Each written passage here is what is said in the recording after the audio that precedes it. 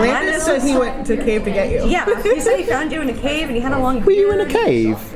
Yeah. Wow. Is that what you do between shows? Yeah, I just go to the cave. Grow your beard? The cave? The cave. He did mention the beard. You did mention the beard. And that you said you don't do acting anymore. It was like, Really? I don't do that anymore. I love that Is he thinking narrative. of someone else? No, maybe. I love that narrative, though. It's so much more exciting. It makes you very mysterious. It makes you very Daniel Day-Lewis. It does. So what do Like, how do you go from last year playing Comin-Con at one of the parties as a DJ and then coming back to,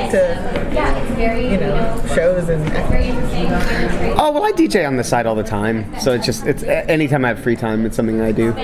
So it never feels like one's a departure from the other thing, But yeah, I mean, we both came to this in the sense that it was, I don't mean to speak for you, but it was the material. It was reading the script.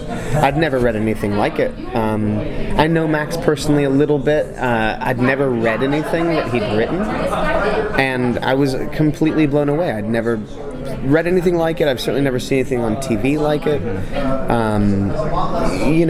Yes, there's a mystery at the core. There's a sort of detective. I wouldn't call it at all a traditional sort of detective story by any stretch of the imagination. And that was terribly exciting. The idea of jumping into something that had all of these crazy divergent storylines with these really well-drawn, bizarre, intersecting characters was just a really exciting world to jump into. Yeah, the scripts were just amazing, and I mean, for me, it's all still a bit of a dream, because this is one of those where I auditioned. I did a self-tape back home in London for this project that came through, and all I got was, I got 11 pages, so I had like 3 scenes to learn and put myself on tape. But I read those 3 scenes and I was like, I couldn't pin the character down at all, which I found frightening. But the writing was so strong. I was like, I want to read the rest of the script. And there was a rhythm to it, which when I spoke it, I just sort of got it. It just made sense to me, the way Dirk's mind changes. I will do that myself. Like, I'm here and then I'm there. And so, but it's the kind of thing you hear about, especially if you're an actor in London, doing a self-tape and getting the job in America. It's been dreamy. What is it that you love most about Douglas Adams' novels? I love the way his mind works. Like, actually, one of my favourite novels is the third Dirk Gently book, which is a sort of 11 chapters of The Salmon of Doubt, because of course he passed away, but the rest is his collected writings, and you get to see inside his brain and the way he thinks about things, like the way he writes about how to make a perfect cup of tea. It's absolutely genius, and you realise what an incredible mind he had, what a comedy mind he had, but also he sounds like such a beautiful human being. I'm really sad that we don't get to meet him on this, because I think he would have loved this version that we're doing. So much fun. Yeah, and I have no prior relationship to Douglas Adams. I have a lot of catching up to do. I mean, I grew up. Books are really good. I know. My brother was a big fan growing up. I remember Hitchhiker's Guide and So Long and Thanks for All the Fish being around. So it's been in my life, but I never read them. So I have some catching up to do. So what are some of the challenges to taking on something that is from such an iconic writer, and just taking on a recurring character like that?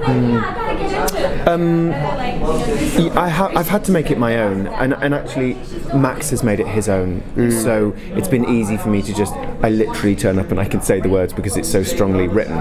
But having read the books, I know that what Max has done is he has taken the essence of Dirk. He really has. And he's taken also the essence of some of the plot points. Fans of the books will be able to watch the show and go, oh, that's this thing from the book that's changed slightly, but it's there. So it's going to... cool. Yeah, there's so many of those. So it's going to please, I think, everyone. People who know nothing about it are going to love it, and people who are fans of the books, I think, are going to get it. Because it is irreverent, but it's incredibly respectful to what Douglas did. And I've just had to do my own version. There have been several Dirks along the years, and you can only do what you can do. When I went for the job, I was like, well, I look nothing like the Dirk from the books. I'm not the same age. I've not got the same background. I don't look like him. He's older than me. He's more portly. And I was expecting expecting that I wouldn't get anywhere near, and I guess, you know, in the end they've written it slightly differently. Thank God, otherwise I wouldn't be here. What do you like best about your characters? This is our last question. What do I like best about Todd? I love Todd. I do too. I love Todd. I do too. He's so brave. Like, sorry, I'm talking for you. But He is very brave. He's kind of a mess. You know, he's made some really poor decisions in his life, largely out of selfishness.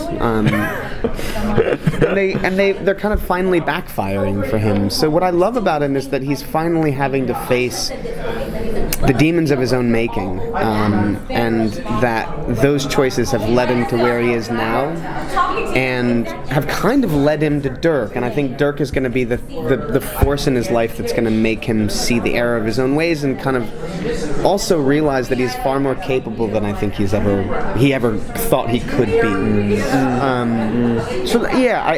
He's a man in transition. He's a lot more brave than he would give himself credit. And he thrusts himself into an adventure that I don't think he ever would have imagined, and he's quite capable. He's so much more capable than he thinks he's going to be. Yeah.